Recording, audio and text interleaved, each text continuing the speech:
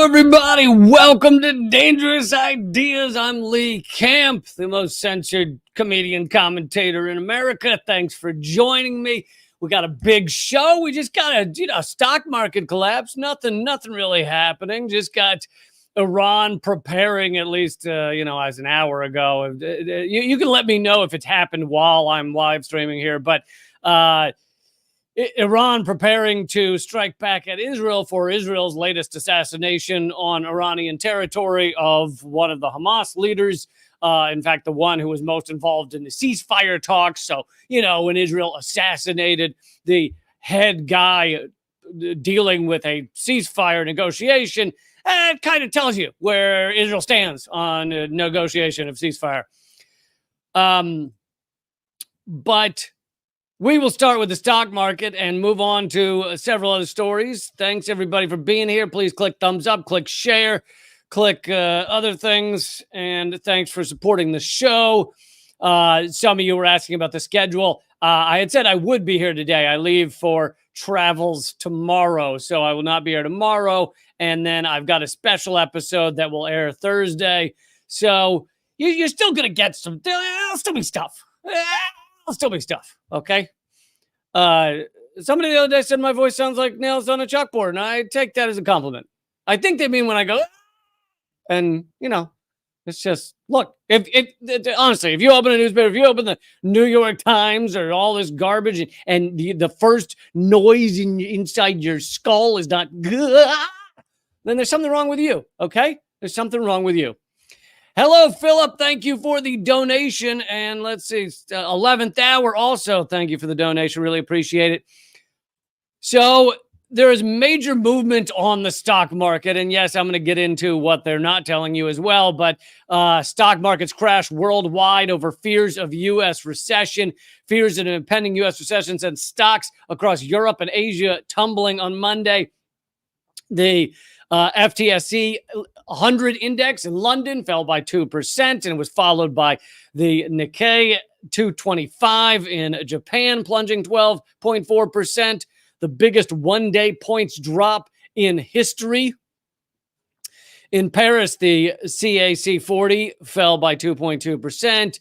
The stock market crisis was fueled by the predictions of a U.S. slowdown caused by weaker than expected news across the domestic economy. I don't know why our government, I don't know why our jobs numbers are poor or things are not going well for workers in America, considering we're in a dying empire in which the ruling oligarchy doesn't give a flying shit about anybody, and all the corporations that technically rule our government are just sending all the jobs overseas, or if not that, then finding ways to exploit the workers to such a degree that workers around America are struggling. And now you're at a point where the middle class has been completely decimated or hollowed out, if it still exists at all.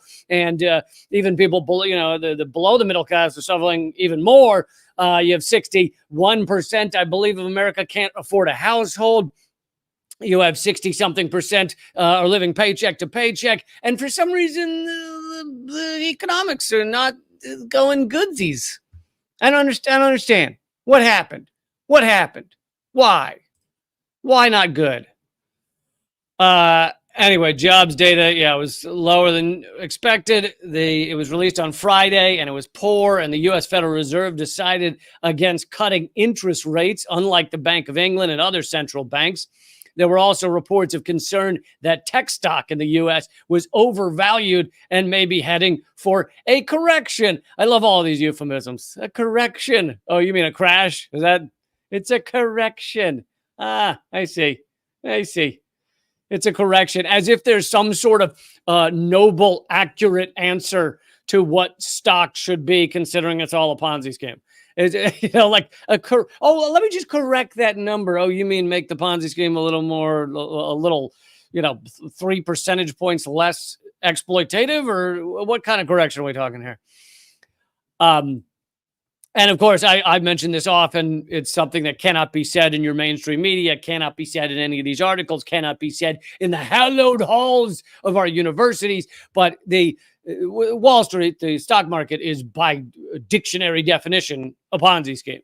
It is based on people investing, betting, gambling on these stocks. Most of the money that people make on the stock market, especially now where people can buy and sell minute to minute, most of it is made not by actually creating any kind of worth, not by actually building something that people want or people use, but instead by buying it at a certain price and then finding another Nimrod who will buy it slightly more expensive, and then you make money. Yay! But that's not actually doing anything for the world. There's no actual benefit to humanity. All you've done is found a way to sell your little Ponzi ticket for a little bit more. Now, again, I try and remind people that doesn't mean you can't make money. Because people think Ponzi scheme, they think lose money. No, a lot of people make a lot of money from a Ponzi scheme until it crashes, and many of them have already gotten out of it. So you could make tons of money from a Ponzi scheme as long as you get out at the right time. None of that can be said on CNBC. There were also reports of concern that the cautious signs coming from the world's biggest economy sent investors fleeing from risk. Circuit breakers designed to stop panic trading were triggered a number of times in Japan and South Korea and froze the market for short periods. Yeah, you know what says that this is that the free market's always right and it's always legitimate and it has this kind of intelligence that we can't even understand, and it just is always doing the right. Nothing says that like having panic trading cutoffs, like red alarms that go off that maybe the market should not be listened to, and maybe we need to stop these people from doing what they want to do, which is sell all of their stock, and so they just shut down the markets for a period of time. Yeah, clearly the free market, the invisible hand of the free market is just a genius there. Hello from Denmark. Sorry, I mean Sweden. Wait, you don't know where you are? I'm confused. Anyway, thank you for the donation, Johan.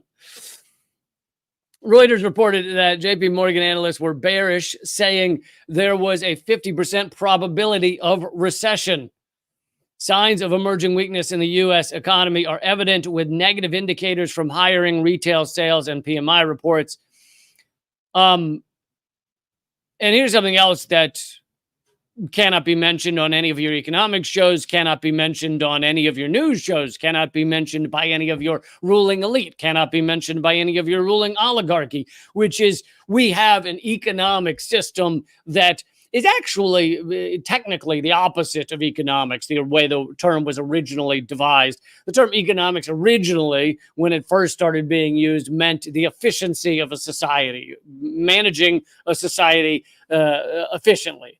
And the first time that GDP, gross domestic product, how much a country makes and produces was used widely, really started around World War II. So this is not very old, but it has become everything now, right? Everything's measured on GDP and everything's economics. And so it's quickly taken over the minds of a lot of society. But the original use of the term economics was about how efficiently a society works. Now the term economics is basically how much can you exploit a society? How much can you, to give one example, how many trees can you cut down and sell them in a given time? And if you can chop down a bunch of trees and make a bunch of money from them, then guess what? Your stock on the stock exchange is doing well. Wow, that tree cutting business is doing awesome. They've cut down a lot of trees, made a lot of money. Boom, the stock goes up. Everyone's celebrating. Yay, our little Ponzi ticket is doing well. What is not calculated at all is what that does to humanity, what that does to the land, what it does to the air, what it does to the animals, whether there are enough trees to maintain us in our society. None of that is calculated. So it's the opposite of economics in that way.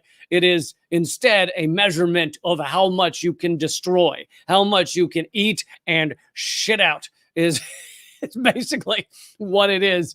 And it really is the reverse of the original term for economics.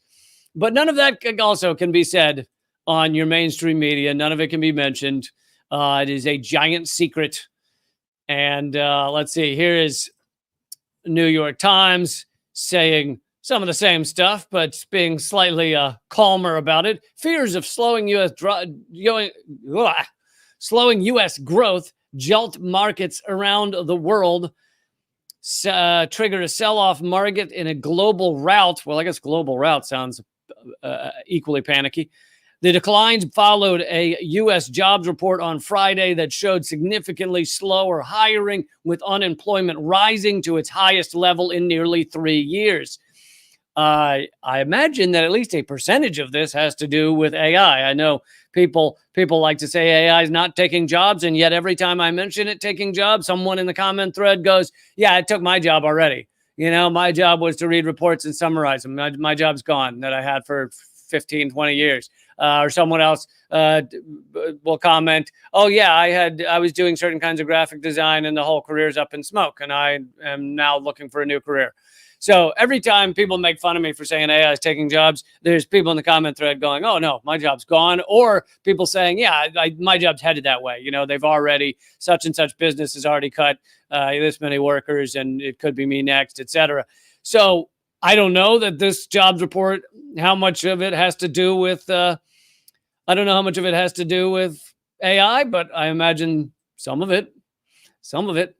People just like to point to the fact that, if you ask AI to write a comedy routine, it doesn't do very well, which thank God for my job. But people like to point to that, or they point to like, oh, a lawyer asked AI to write his law briefs, and it turned out he made up half the shit and it was wrong. Well, yeah, it depends on what you're using it for as to how good it is. But if it's to summarize a report, it's almost always basically getting that right to some degree.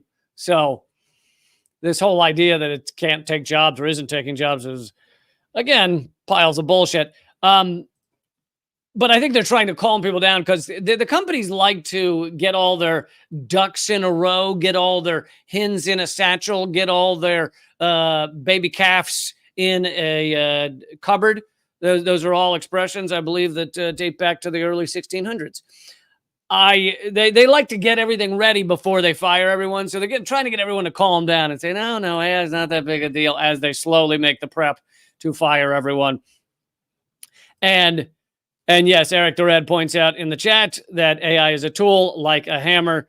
That is very true. AI could, if it were used the right way, it could honestly save us from ourselves in certain regards, such as if you were to program AI correctly to tell you how to set up a society so that it's sustainable, so that you don't use up all your resources, so that you don't pollute all the water and kill all the fish, et cetera, et cetera. If you were to create the correct type of AI analysis that did that without factoring in profit, without factoring in, Mr. Fuckity Fuck up at the top of the CEO tower, he has to get all the money, so I got to factor that in there. If you actually were to create one that instead wanted the largest number of people to be happy, the largest number of people to be able to live long term, if you created an AI to figure that out, it could do it if it were, created correctly, and left capitalism out of the equation. But instead, we're not doing that right now. So it is like a hammer. You can use it to murder someone or build something. And right now, I think it's mainly murder. They're just bigger fans of the murder so far. Unemployment rising. I already did that.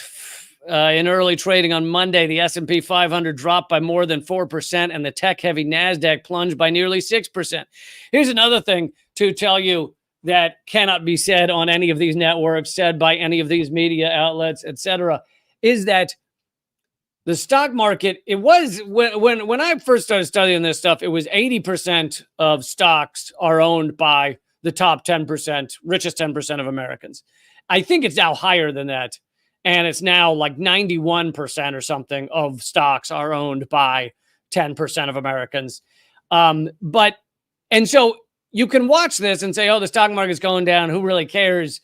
That's not most Americans. But the problem is the richest of the rich, the ruling elite, the powerful nutsacks, they have all gotten together over years and years and created a system that all interlinks within stock prices within corporate, we live in inverted totalitarianism ruled by the anonymous corporate state. So when things go down for those big corporations, even though most Americans don't own stock or own very little, it still has an impact that, again, ricochets around the world. I mean, we're seeing stock markets crash or have a lot of difficulty around the world right now. And that then results in these corporations, firing more people, et cetera. And as I've often said, I want to evolve to a system that doesn't even use wage slavery, like a system that's better than that. No, we are too dumb. We can only come up with this one system we've had, and that's the only one that'll ever work. Thank you, argument from moron. But I'd like to evolve past wage slavery, but I do understand that right now, that's the world we live in. So I don't like to see people lose jobs. I'd like to see people have $100 an hour awesome jobs. So, it's one of those catch-22s. But here's another thing that's a little bit scary. So you remember the Big Short, the movie made by my buddy Adam McKay. By my buddy, I mean I interviewed him once on Redacted Tonight, and he said he loved the show. So BFFs, I'd say. BFFs. I send him a Christmas card every Thanksgiving just because I can't. The dates are very confusing to me. So anyway, Big Short made by Adam McKay, but it was about the 2008 collapse, right? And largely about one or two traders that knew it was coming, knew the collapse was coming, knew the housing collapse was going to happen, while everyone else said it was fine. And one of those guys, the guy who's basically called a genius in The Big Short, is Michael Burry, the Big Short investor, famous of making big bucks by predicting the collapse of the housing market. He just made another huge and risky bet. According to the SEC filings released Monday, Burry placed bearish bets against the S&P 500 and NASDAQ 100, totaling $1.6 billion, more than 90% of his portfolio. His fund, Scion Asset Management, purchased $166 million and then $739 million in put options, which is, it's all gambling. I mean, it's a different version of gambling, but we pretend gambling's naughty and this isn't for some reason. But anyway, gambling that the stocks are all going to go down significantly. It signals that he anticipates a significant crash. The nearly $2 billion wager comes at a time in which both the S&P 500 and NASDAQ 100 have gone up significantly this year, with respective increases of 16% and 38%. But of course, it's impossible to keep that going. It's cancer. I mean, if you have cancer running rampant, eventually it kills the host. And you can't have corporations just growing forever with no consideration for the natural world. It just kills the host. But anyway, Mr. Burry is now making a massive bet that the stock market will essentially collapse or crash heavily. And, that's not good. But our mainstream media, a lot of what they do, especially the ones like CNN and MSNBC and Fox News that are more hooked in to even tighter to the ruling elite. Their job is to try and calm fears, get everyone not to panic and say, no, American system's awesome. And they did it right before the 2008 collapse. They kept telling everybody it was going to be fine, and it was not fine. But so here's CNN today saying, the Fed's Goolsbee says the central bank will fix any weakness in the economy. Don't worry, it's going to be fixed. The government's latest batch of labor data for July sparked fears that the U.S. job market might be deteriorating. See, I can say it correctly. The problem is saying deteriorating correctly makes your lips do so many things that I look like Mr. Ed, the talking horse or something. So I'd rather just say deteriorating. Deteriorating. Yeah. I look like Ace Ventura when I say it. It's deteriorating. Anyway, thank you so much, Shu, for the donation. Yes, solidarity. Talking about possible new leadership in France. Keep up the good work. Thanks a lot, Shu. I appreciate it. So it says dealing a blow to the Federal Reserve's chances of taming inflation without recession. So they're trying to get people to calm down largely. It's another headline at CNN says, use the market sell-off to buy the dip, investor says. But this is classically what they do. I can't say for certain we're going to see a crash. I mean, eventually we will, no matter what, because it's impossible. It's physically impossible to grow forever. It is not how the world works. And we are, of course, watching the ramifications of this type of behavior the world over. I mean, everything from climate crisis to the oceans filling with plastic to just the fact that we're destroying all the forests and that we've all 50% of all animals have the land animals have disappeared in one way or another over the past 40 years. You just can't grow in this way forever. Now, we live in a post-scarcity world. There is enough on this planet for everybody to live a comfortable life. But instead, we have a tiny, tiny handful of people. And when you consider it, the number of population around the world, whatever it is, billions and billions, you're talking about 0.0001% or something of them are the richest folks in the world. And they are absolutely driving us off a cliff that is inevitable. It's just, it can't go any other way if we keep this system like this. Now, one way to deal with it would be to change the system significantly. And, maybe what we need in a waning empire, in a hopefully waning empire, maybe collapsing empire, maybe what we need is a grand change of this type. Okay, I'm going to move on to Iran. Iran's likely response to Israel, which may come in the next few hours. Please, everybody, click thumbs up, click share. I'll mention this again towards the end, but this will likely be my only live stream this week. I will have a special episode pre-taped. I believe it's with Ben Norton. Special episode coming out Thursday. So keep an eye for that. I will also have clips going out and things like that. So, my YouTube and my rumble.com/LeeCamp will be, there will be new stuff coming out. It just won't be the live streams. And this is the 3 weeks I'll be traveling to see family. And so the schedule will be a little weird. But for those of you who, rely on your fix every day, which should be all of you, honestly. For those of you who don't rely on your fix every day, you should ask what's wrong with you? What's going on? Why are you living wrong?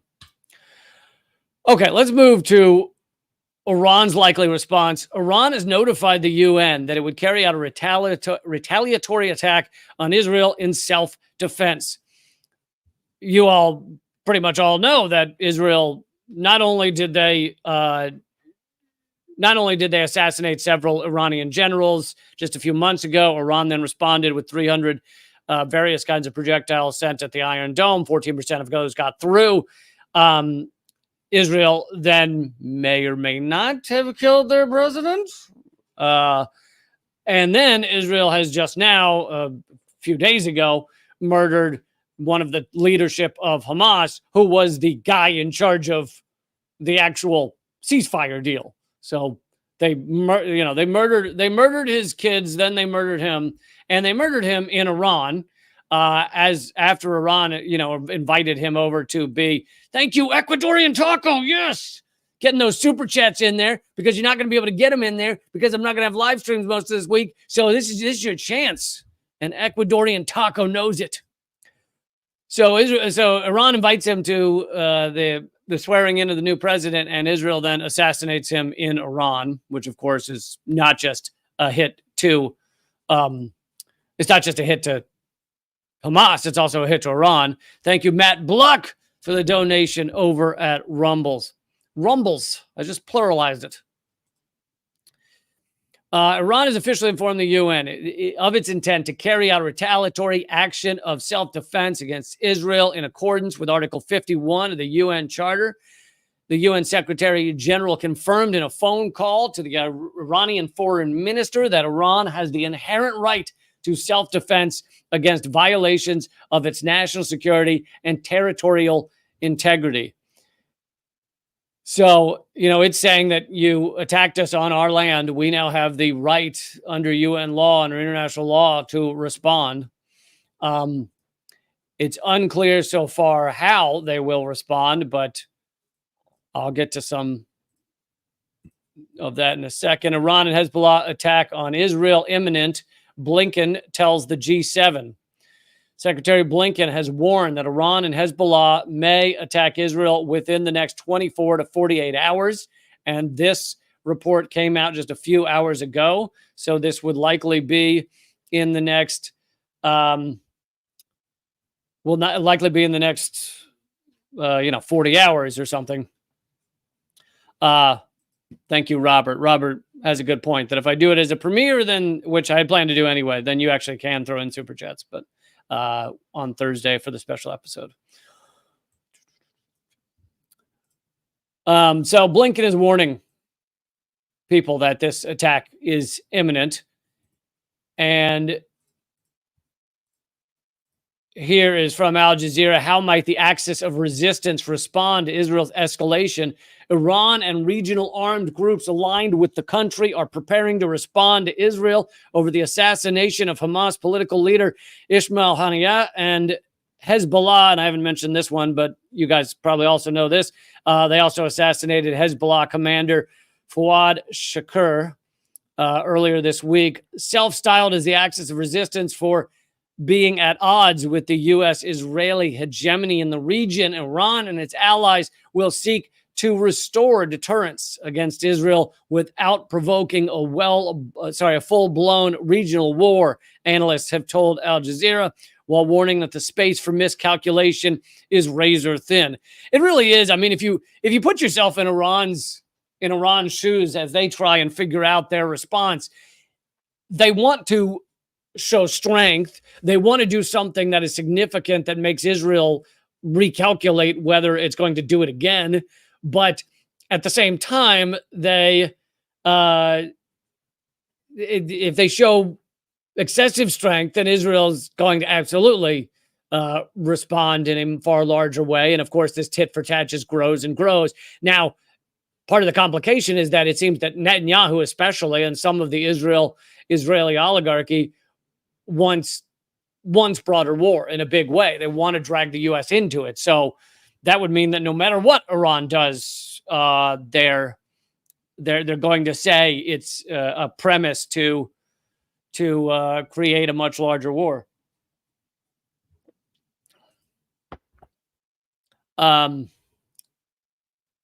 Here's from one of the analysts. Iran needs to show a firm response and show their readiness to enter into a war in order to de-escalate. Iran's leaders think that if they don't do that, then Israel's not going to stop. And after some time, there might be Iranian officials being targeted openly by Israel in the country. Now, of course, you have to remember that Israel has been assassinating various Iranians for years, but mainly nuclear scientists. So this is nothing new for Israel to assassinate people within Iran. They also assassinated Iranian generals at the Syrian consulate that they bombed. Donald Trump, of course, as part of the Israel and U.S. alliance, has also he assassinated Iran's top general, Soleimani, in Iraq, and killed Iraqi generals as well in that strike, even though we're supposedly allied with Iraq, yet we're murdering their generals. Iran's supreme leader, Ayatollah Ali Khamenei, said that it was his country's duty to avenge Haniyeh. Israel did claim responsibility for firing a missile at the residential building in Dahia, a bustling district in Lebanon's capital, Beirut.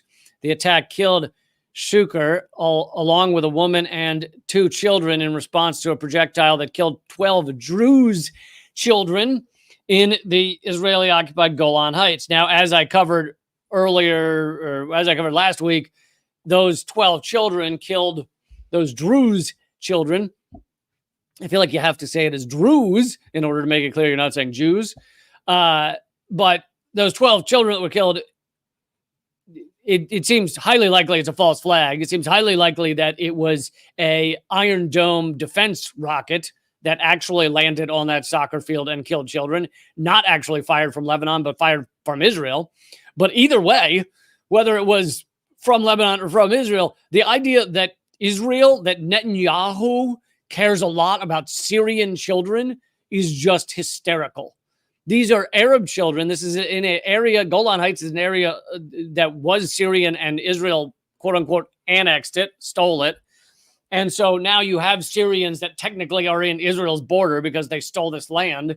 And so the idea that Netanyahu is he's just torn apart over these Arab children that were murdered, it's really upsetting to him. I mean, people say he's just inconsolable. Like, I can't even get him to make decisions. He just sits at home sobbing over the 12 Syrians that died.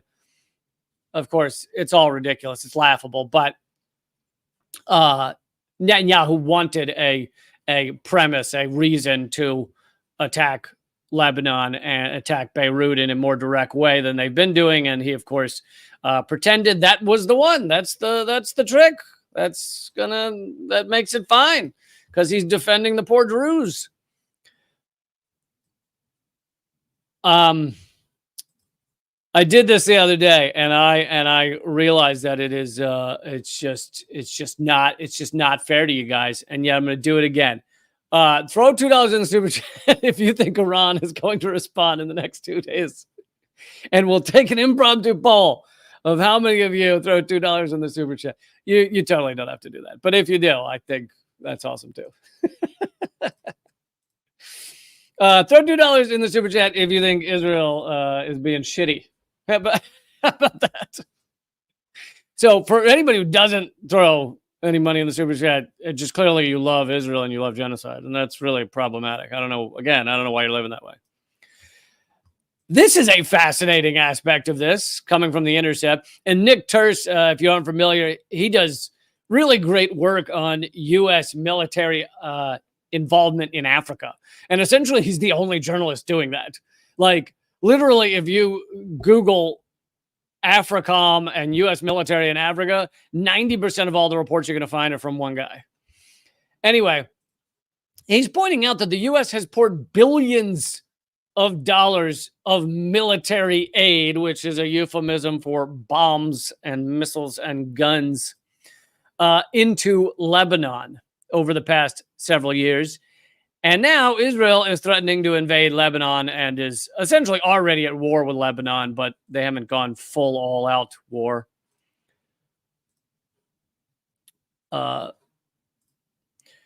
Hezbollah, an Iran-backed Shia group loosely allied with Hamas, has been in a low-level war with Israel since the conflict in Gaza began.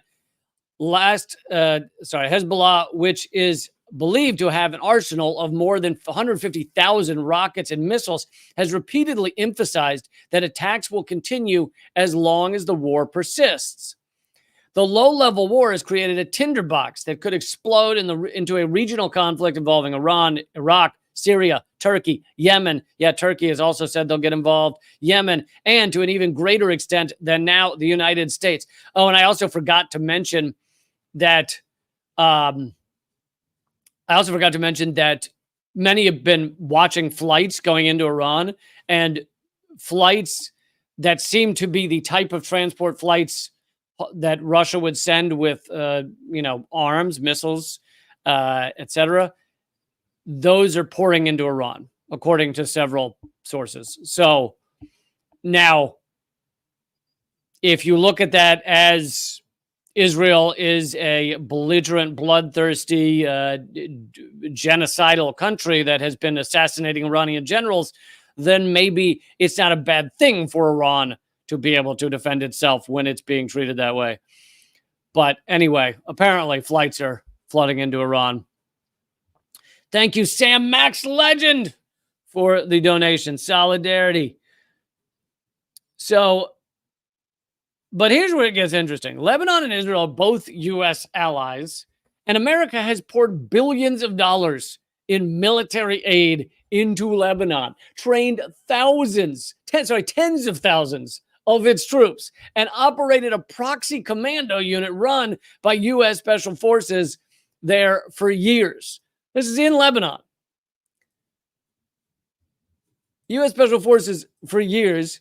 After all that aid and billions of dollars in support, Hezbollah remains Lebanon's dominant military force and a quasi-state within a state that wields significant influence in Lebanon's government. Israel's war on Gaza has only bolstered the group's support, according to some metrics.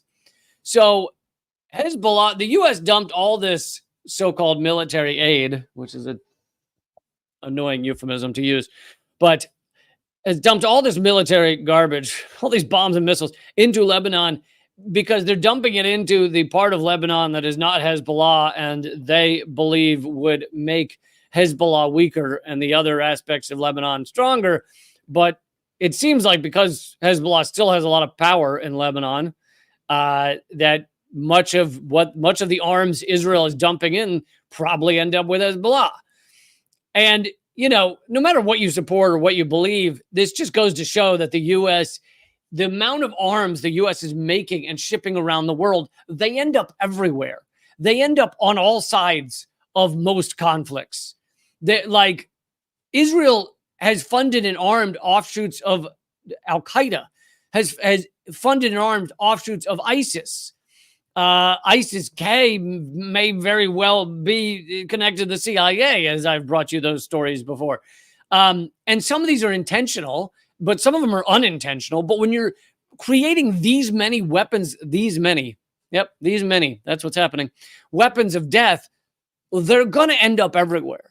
And so the U.S. is responsible for just so much death and destruction around this world, such an unbelievable amount of just death and misery around this world. And even the ones that the U.S. is not directly involved in, it's a lot of times our arms that are being used, our missiles, our bombs that are killing people. And so here is this Intercept article talking about Lebanon may be at a full war with Israel soon, and yet the U.S. has heavily, to the tune of billions and billions of dollars, funded and armed Lebanon.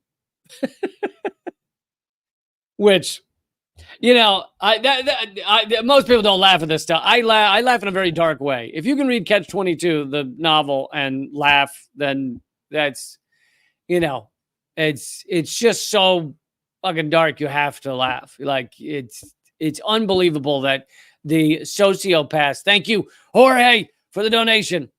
Keep fighting. Thank you, Matt, for the donation. Keep fighting.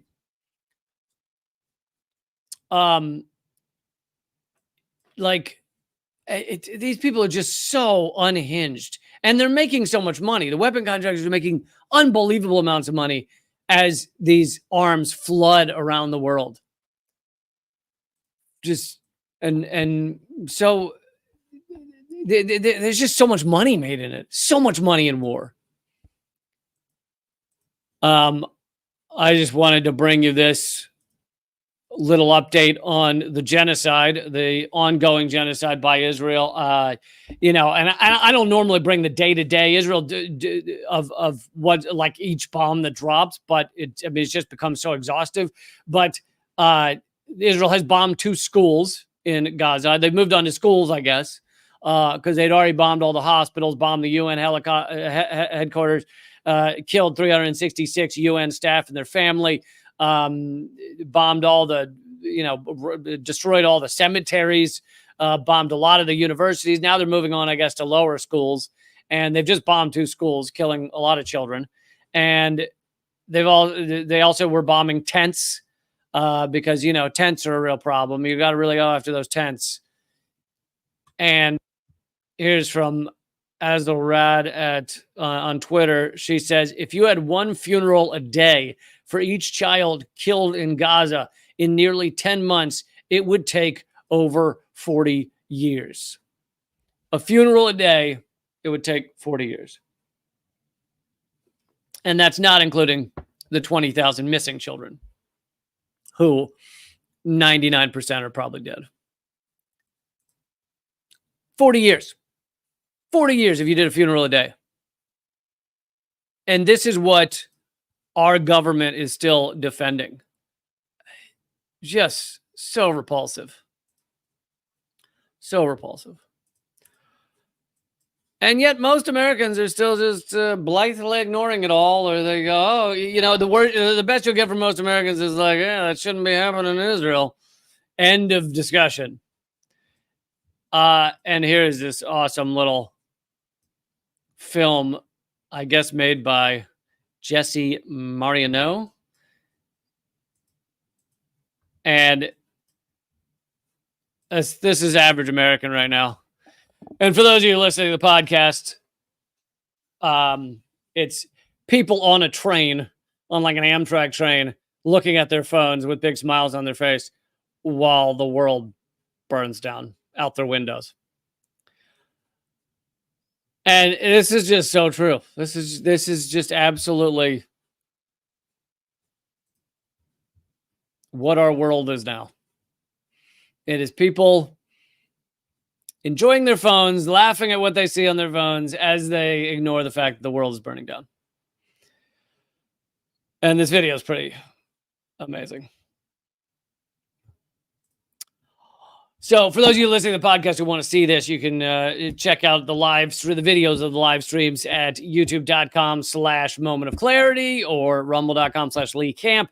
And for those of you watching the live stream who want to see the podcast, want to listen to the podcast, if you want to see the podcast, then you are shit out of luck. But if you want to listen to the podcast, then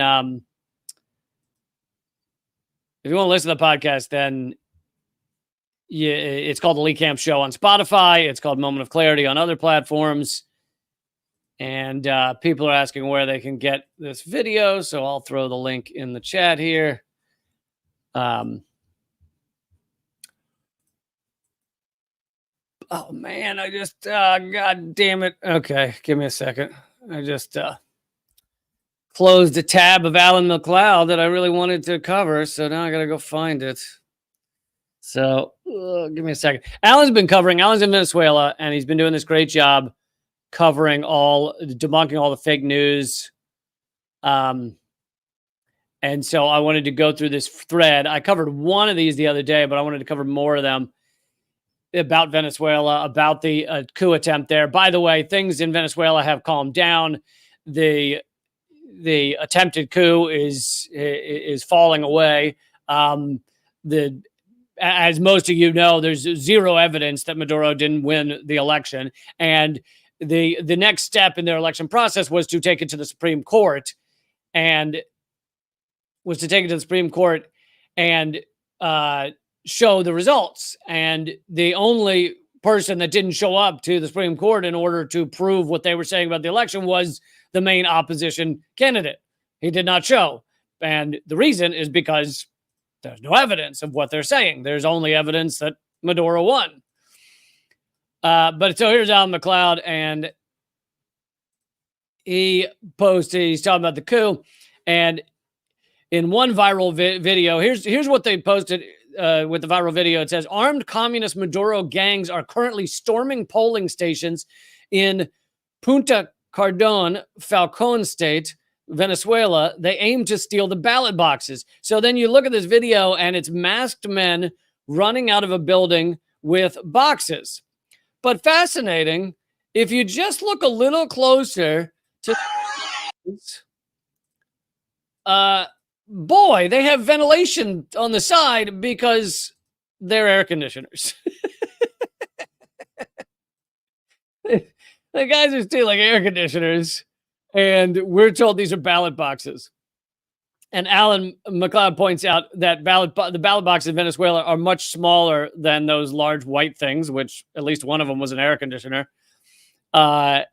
They're barely larger than a shoebox. And yet here is masked men stealing giant appliances, and we're being told that it represents Maduro thugs stealing ballot boxes. And then Alan shows what a ballot box in Venezuela actually looks like, and it's a tiny brown box. Then someone posted a video and said that here are huge clashes between protesters and police, and it went viral. Again, let's see. Only problem is the video is 7 years old. So there's another one. Then this image went really viral. I saw this in multiple places.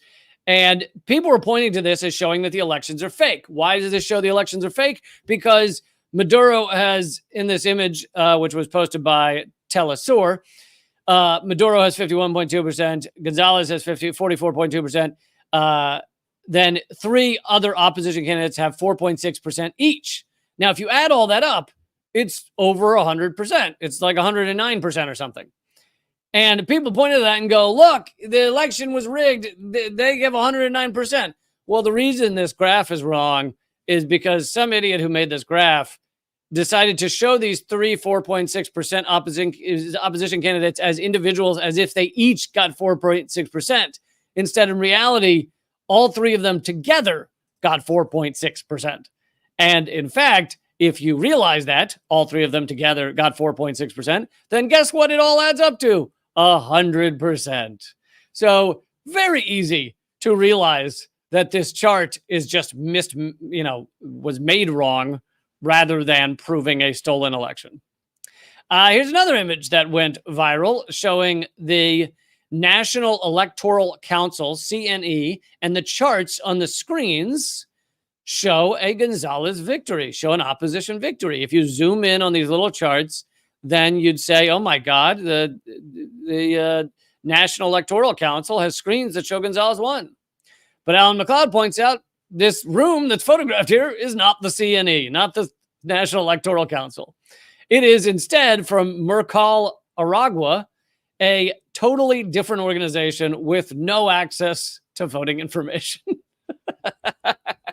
It's literally a room of just like opposition people posting things they'd like to see on the wall. And then Alan points out that the opposition also blatantly using bot armies, and he shows about 20 different Twitter accounts all saying the exact same sentence because they are bots. And then he shows another one that went viral showing Venezuela shutting down polling stations. And this was posted by a very successful Twitter account called End Wokeness. And he's saying, he says, you can vote your way into communism, but you can't vote your way out. And the video shows them trying to shut down a polling station. Alan McLeod says, I know this is fake news because I was actually there at that polling station when this video is taken, when this video is filmed. He says, in fact, the opposition was the one that tried to close the polling stations. A group of about 100 right-wing demonstrators crowded around the entrance and tried to stop the polling place from continuing to allow votes because they wanted to stop it so that they could then say it was stopped. It was basically a false flag. It was, let's stop the votes from being taken in so that we can say Maduro stopped the votes from being taken in. But Alan McLeod and other observers were there and saw that these were opposition people, talked to them, etc. So that one is fake. Elon Musk himself retweeted a video purporting to show protesters tearing down a statue of Hugo Chavez today, but this video is from 2017.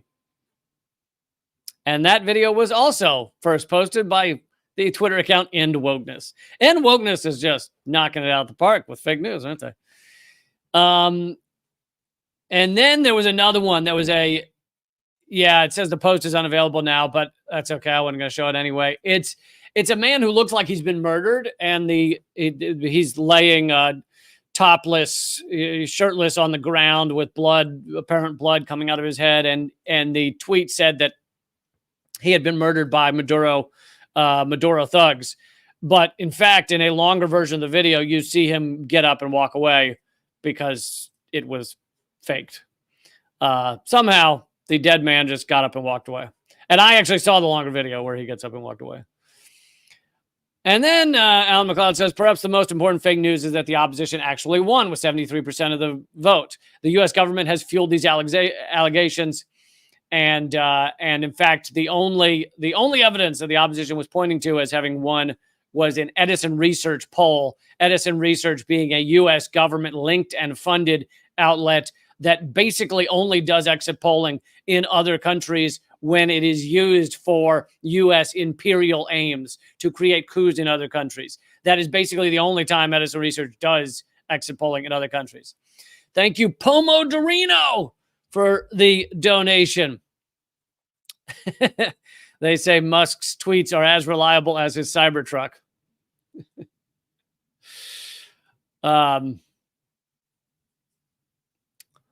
So that's what's going on right now in Venezuela. Ben Norton, special episode with Ben Norton coming up Thursday. So tune in Thursday for that. Venezuela's government, Ben Norton said, Venezuela's government showed extensive proof that the supposed vote tallies, quote unquote, that the U.S.-backed opposition posted on its U.S.-hosted website were forged. They are full of inconsistencies and fake signatures. This lawyer says the opposition used names of people who died years ago. And there's a video of him actually holding up the cards and showing how they were faked and forged. So, all right. Let's move on.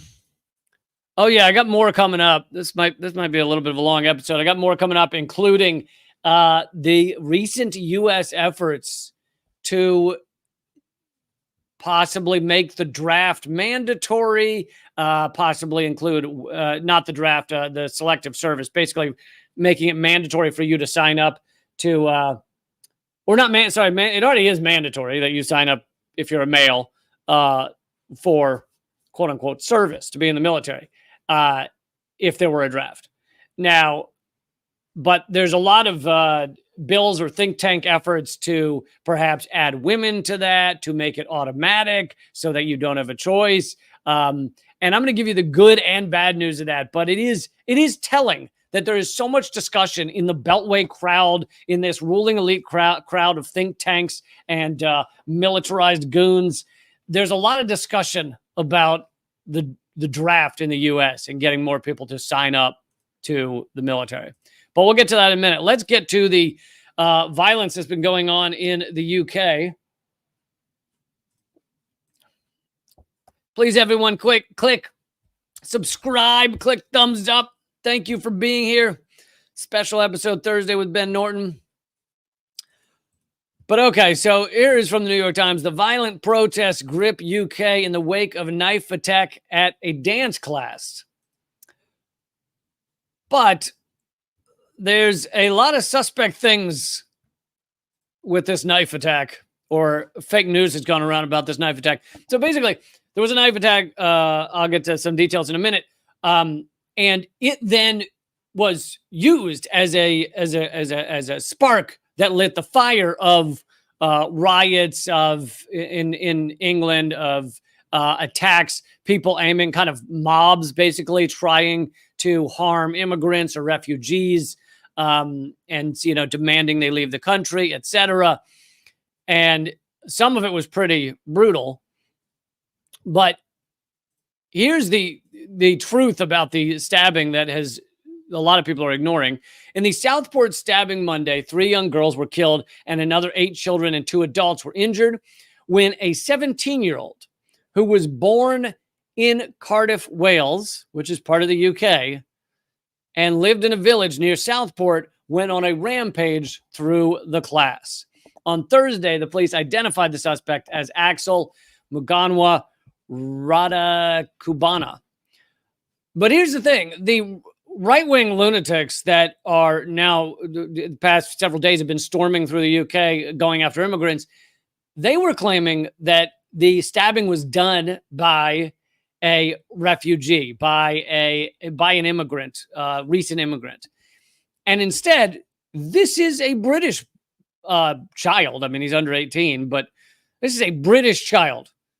Yeah, guess what? Somebody with a name like Axel Radakubana can be a British child. He was born in Wales. He was born in Britain. It doesn't matter if his parents were refugees or immigrants.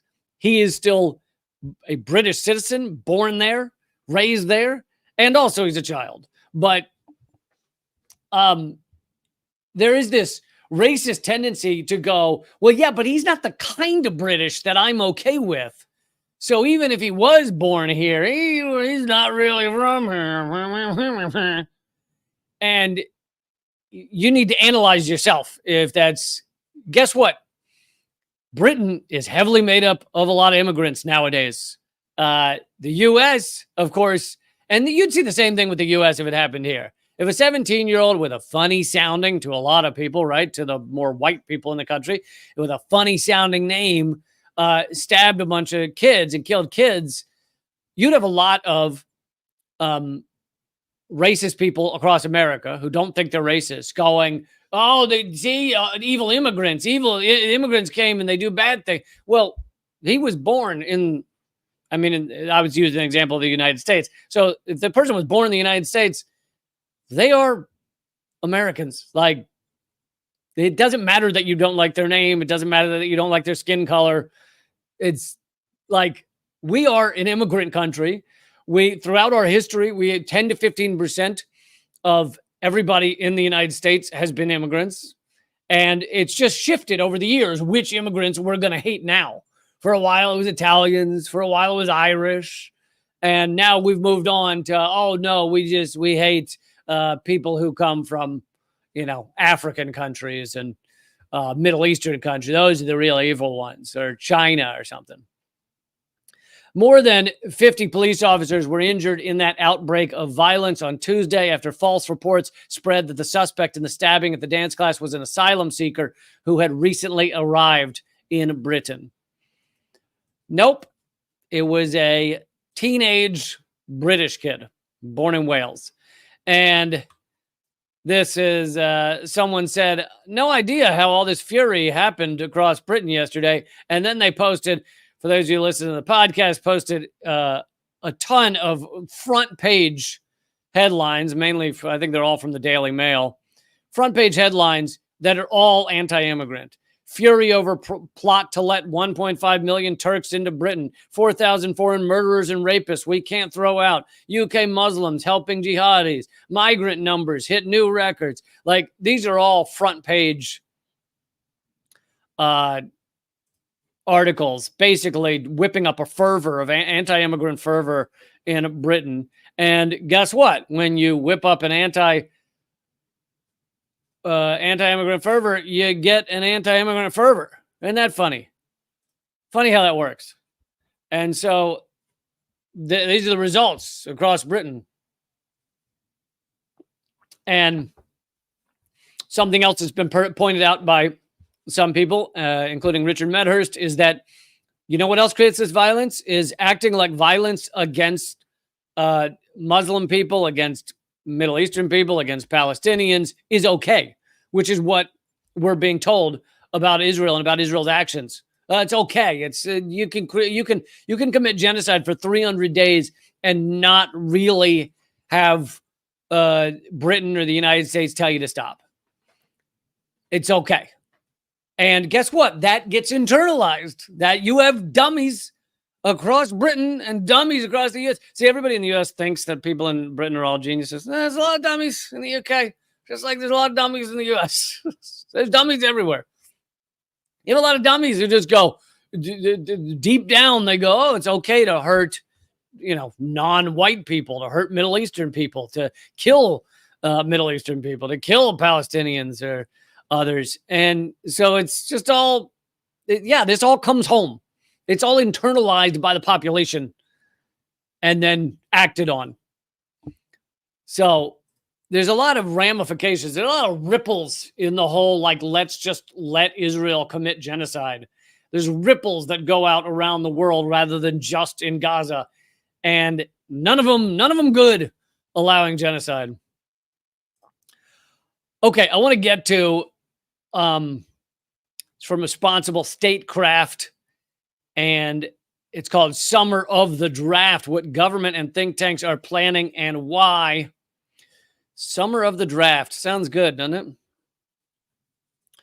And it was written by Edward Hasbrook, who is editor and publisher of resistors.info.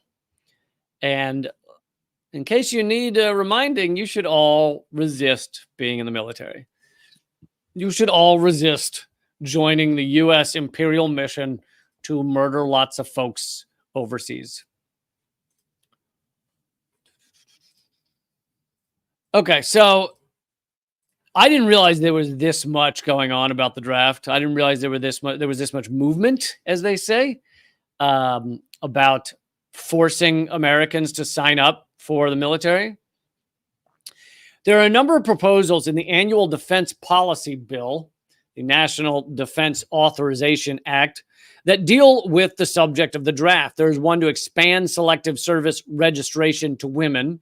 So, selective service registration is, we're all told when we turn 18 in the United States that we have to register for the draft. That doesn't mean go in the military. It just means tell them you're available for the military. If there's a draft, I'm here.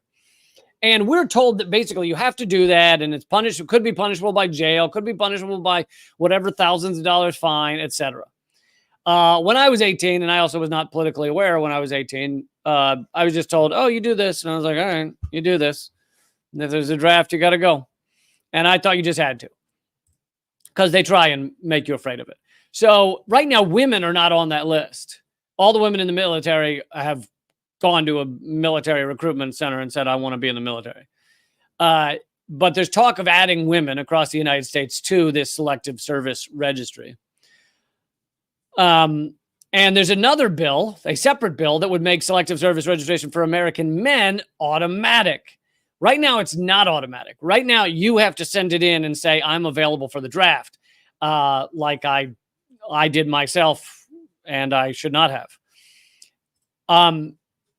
So there's a new effort to just make it that you never have to sign a card and send it in. You're just part of it. You're just in the draft. All of this talk, and some have freaked out about this. Some there was a kind of a viral campaign of going, there's a bill saying we got to join the military. And it's not that it's good. Like, you should be upset by this, but it's not what a lot of people were portraying it as. And by the way, I'll be getting to the good news in a minute. All this talk compelled fact checkers to insist that no, the U.S. government isn't suddenly laying the groundwork for a draft. But saying the U.S. isn't preparing for a draft is like saying it isn't preparing for nuclear war. Just as the Department of Defense is tasked with maintaining readiness to initiate nuclear strikes whenever the commander-in-chief so orders, the selective service system has the sole mission of maintaining readiness to hold a draft lottery within 5 days when they're told to, and start selecting draftees and sending out notices to report for induction whenever Congress and the president so order. So this is kind of an endless preparation for a draft, for bringing thousands and thousands of new Americans into the military. And his point is, yeah, we might not have nuclear war tomorrow, but by preparing for nuclear war endlessly and having tens of thousands or whatever, thousands and thousands of nuclear weapons, we are actually pushing the world towards nuclear war. The readiness creates the reality to some level. And it's the same with these draft provisions, is the readiness for building up our military and bringing thousands of people into it creates the reality often. Congress included a provision in the NDAA for fiscal year 2022 directing the DoD to conduct a comprehensive mobilization exercise. Basically, do a mock-up, do a rundown, as if do a little play where you dress up and I'm the draft, wiggity diggity do, like do a little play where you pretend there's a draft and see how quickly you can get it all ready to bring thousands of people into the military. The DoD was required to complete this exercise by September 2023, but the selective service system told me recently that the DoD has yet to schedule it. So they have not done this rehearsal. But here's the good news. You ready for the good news, all you Americans out there who are deciding whether you're going to be drafted? Enforcement is conspicuously absent from any of these plans. The possibility that an individual could fail to report for induction is relegated to a footnote with no indication of what would happen in that event. Non-registration and other modes of resistance aren't mentioned at all. So I don't think a lot of under 18-year-olds watch my show here, but if you know any, if you are under 18, do not register for the goddamn military. Don't do it. You're joining the ranks of an imperial, bloodthirsty, murderous, sociopathic shitstorm. Okay? Do not sign up. For those of you, I bet you there are some of you watching in the United States who have kids who are maybe not far from this time when they're supposed to register. Don't register. In 2022, the SSS referred 238,679 names of suspected non-registrants to the Department of Justice after they didn't respond to threatening letters. Okay, so this is 2021, not long ago. And here's what happens. You don't register. The Selective Service system then sends you a letter that says you could be put in jail. You could get a giant fine. Oh, you're such a bad American. Oh, you dirty hooligan, you. There's a lot of hooligan and scalawag in there. You scalawag. And there's a little emoji of a wagging finger. Oh, don't be the scamp, you scamp. So they send you that letter.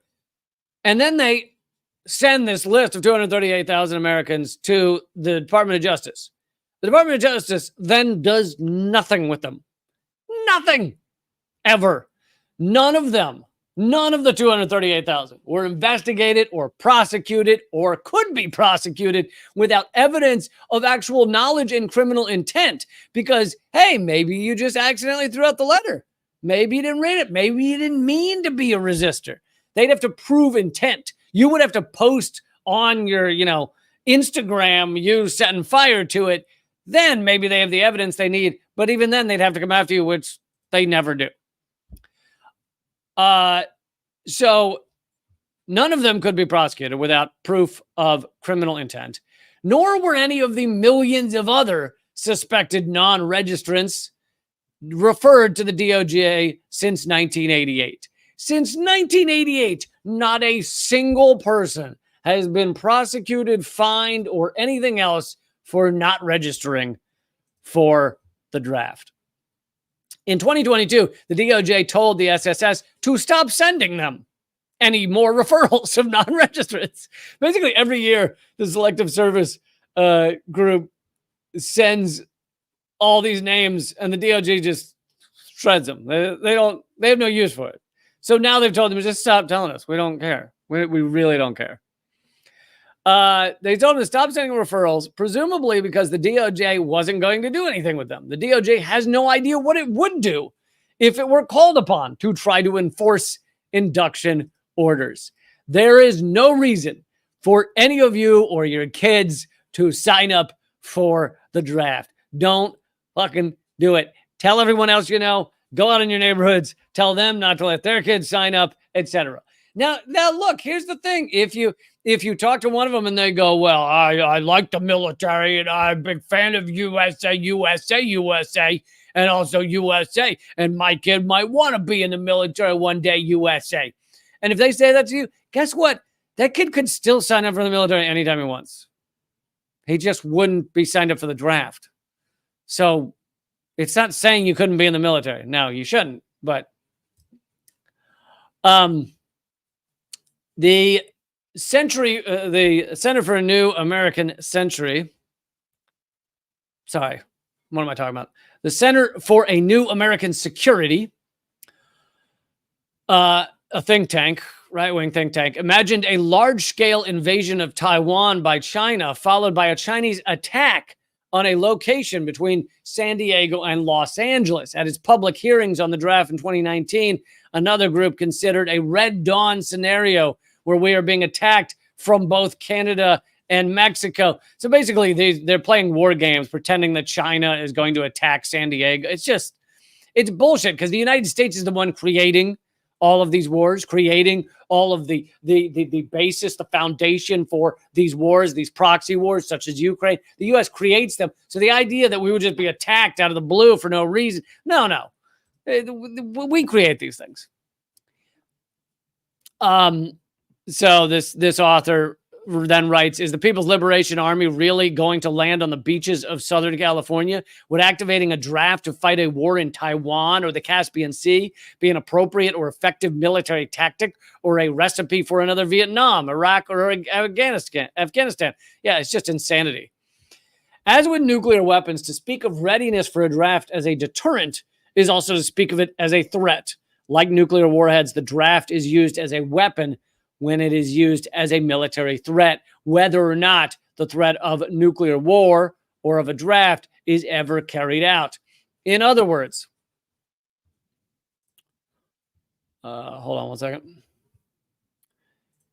In other words, the availability of the draft helps enable the U.S. to threaten to crush any opposition to U.S. hegemony, and the perceived, although misguided, ability to rely on these threats makes it easier not to consider diplomatic or other alternatives. Yeah, it is. The United States hates diplomacy, really, with a passion. With a passion. As you can see in the ticker down below, the Pentagon recently unveiled their $10 billion diplomacy defense shield to stop any diplomacy coming towards the United States. To continue from the article, but it also means, conversely, that ending planning and preparation for the draft is a tool we can use to rein in the rush to total war by removing the draft from the arsenal of U.S. military threats, forcing military planners to consider the degree of popular support for possible wars and slowing the capacity of the U.S. to escalate to total war. Now, I know some of you maybe are thinking that actually having the draft would probably help slow all of these things, help slow U.S. belligerence, because then you'd have richer kids, you'd have middle-class kids, more middle-class kids, you'd have upper-middle-class kids all of a sudden being dragged to our idiot wars. And I think there's some truth behind that. I think the draft is what ended the war in Vietnam. But the truth is, a lot of the rich kids will ultimately get out of going into the military anyway. You know, you look at like George W. Bush was given some cushy what was it, National Guard job or whatever they gave him to make sure he wasn't on any front lines. Other rich kids generally can find a way out of the draft, a way out of going. You know, for a while it was if you're going to university, they wouldn't take you.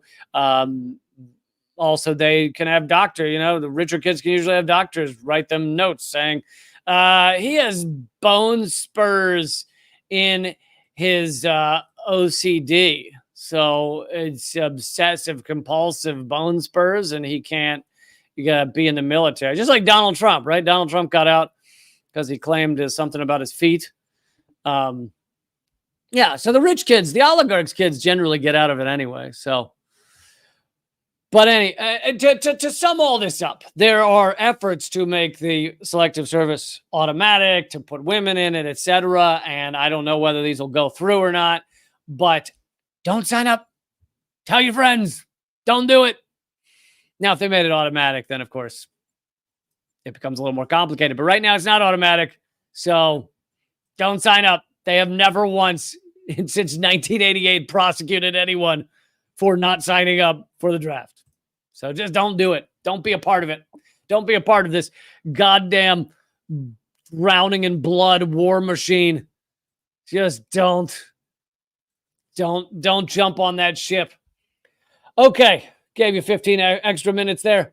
As I mentioned a few times, my schedule is going to be a little weird coming up. Thank you, Cavan O'Neill.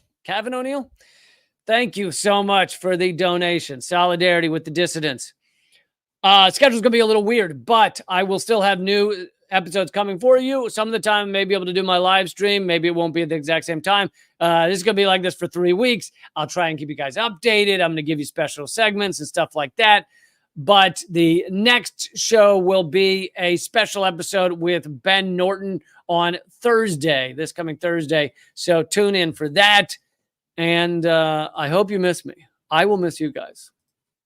But again, I'm not actually. I'll be doing stuff. I'll be here. I'll be around. Canella's making fun of my American accent. Does that just mean you're laughing that I have an American accent, or you think I'm doing an American accent? Thank you, Jokers for You. Donated $5 over on Rumble. If you think I'm doing an American accent, then that does not spell good things for my my upbringing here in the United States.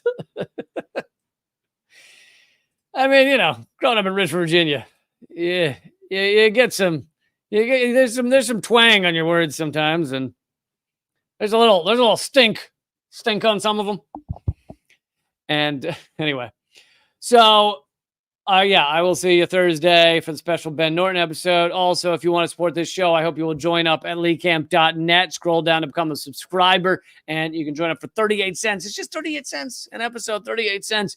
Also, I've created 2 new playlists that you can check out on YouTube. If you like my comedy segments, you can go to leecamp.com/comedy. Take you right to that playlist. If you like my Destroys segments, where I tear apart, the latest one was Sam Harris, tear apart Sam Harris, Bill Maher, Rachel Maddow, there's others, Ben Shapiro, a whole bunch on there. Tearing apart their garbage. It's all at leecamp.com/destroys. So check out that list. And thank you, Dan, for the donation. Goddamn right. Appreciate it. And keep fighting, everybody. To everybody watching at Locals, thank you so much. You make this possible. Keep fighting.